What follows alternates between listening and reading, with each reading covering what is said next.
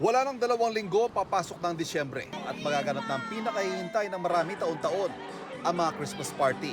Sa trabaho, sa opisina, sa reunion ng mga pamilya at barkada. Bakit nga naman hindi?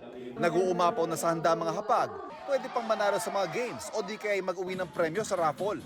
Pero Malacanang may panawagan sa mga ahensya ng pamahalaan. Kung maaarian nila sana, simplihan na lang ang mga party.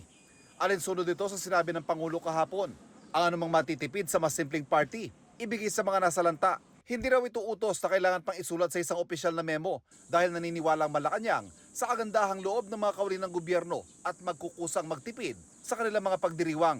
Hindi nagkamali ang Malacanang sa paniwalang ito, hindi lamang sa mga kauli ng gobyerno kundi maging sa pribadong sektor. Katunayan ang ilan sa kanila, Bagyong Christine pa lang, nagpa siya na magsagawa ng donation drive para ipamigay sa mga nasalanta.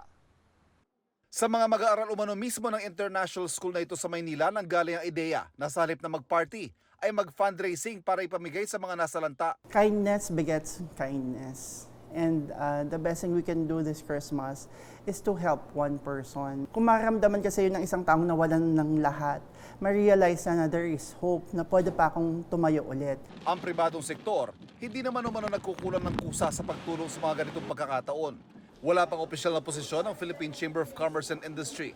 Pero ayon sa kanilang chairman, maganda umanong pangunahan ito ng gobyerno. It would be good if the government officials set the example. No, we know very well that they have their own discretionary fund, and they would say, okay, we will also give so much for this calamity. That would be nice, and it would be good for the private sector to be inspired by what our government and legislators are doing.